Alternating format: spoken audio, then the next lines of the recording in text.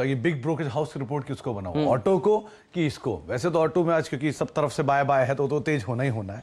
तो दूसरे अगर कोई रिपोर्ट है तो ये है जिसको आप बिग ब्रोकरेज हाउस रिपोर्ट मान सकते हैं।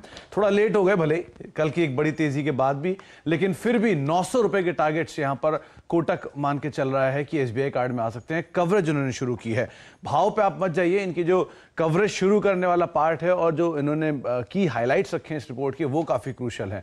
सबसे पहली चीज इन्होंने बात साफ की कि जो अंडर पेनिट्रेटेड एरियाज थे जहां से अब तक पैसा नहीं आता था वहां से पैसा आना शुरू हो चुका है इस कंपनी के लिए। लैंडिंग बुक इनकी बहुत ही ज्यादा स्ट्रांग है और वो इनके लिए एक बड़ा रोल प्ले कर सकती है। 18 से 19% का मार्केट शेयर ओन करते हैं क्रेडिट कार्ड स्पेस में, जो कि एचडीएफसी बैंक के बाद सबसे बड़ा है। और एचडीएफसी बैंक लिस्टेड नहीं है तो सबसे ज्यादा फायदा इन्हीं को आता हुआ दिखाई पड़ेगा इस पूरे सेगमेंट में जैसे जैसे ऑनलाइन पेमेंट्स बढ़ रहे हैं। पेरेंटेज बहुत स्ट्रांग है, एसबीआई का पेरेंटेज होने से कोई जो रिस्क है इनके साथ या हायर वैल्यूएशन वाला रिस्क है वो थोड़ी सी और स्थिति में सुधार होता हुआ दिखाई पड़ रहा है। इनकी मार्केट पोजीशनिंग काफी साउंड है और अब धीरे धीरे जैसे जैसे टीयर 4 टीयर 5 सिटीज की तरफ एक्सपैंड कर रहे हैं वो कंपनी को एक अच्छा बेनिफिट देगा। को ब्रांडिंग का एक बड़ा बेनिफिट इनको मिल रहा है रेलवे से और बाकी जो पीएसयू कंपनीज है वहां से भी, इसीलिए एक इनिशिएट कवरेज है कोटक की तरफ से और करीब 900 रुपए के टारगेट्स वो यहां पर देख रहे हैं।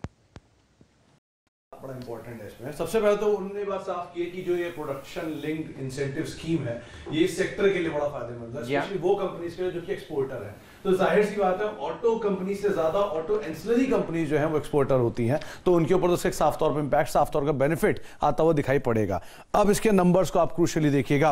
उन्होंने बात साफ की है कि करीब 5 साल में सेक्टर को 57,000 करोड़ रुपए का एक फायदा मिलने का अनुमान लगाया जा रहा है, जिसका मेजर बेनिफिशियरी जो है वो ऑटो एंसिलरी स्पेस रहेगा। इसके अलावा औसत ऑन एन एवरेज सालाना इंडस्ट्री की आय में करीब करीब 2% की एक बढ़त आते हुए दिखाई पड़ेगी, तो वो एक और एडिशनल बेनिफिट इस सेक्टर को मिल सकता है। तीसरा, 2 wheeler companies plus forging companies, ancillary companies, auto में टायर सेक्टर की और साथ साथ जो बाकी वायर्स कंपनी या जो बाकी एंसिलरी कंपनीज हैं उनको इसका मेजर बेनिफिट आएगा। इसके अलावा सेक्टर में लार्ज कैप में उन्हें पसंद है Bajaj auto, TVS Motors, Ashok Leyland और टायर स्पेस से बालकृष्ण, और एंसिलरी स्पेस पे इसकी री रेटिंग की पॉसिबिलिटीज वो जता रहे हैं। तो ओवरऑल इस सेक्टर के लिए आप मोटा मोटा इतना मान के चले कि 57,000 करोड़ रुपए का अगले 5 साल में फायदा होगा। बहुत सही। तो देखिए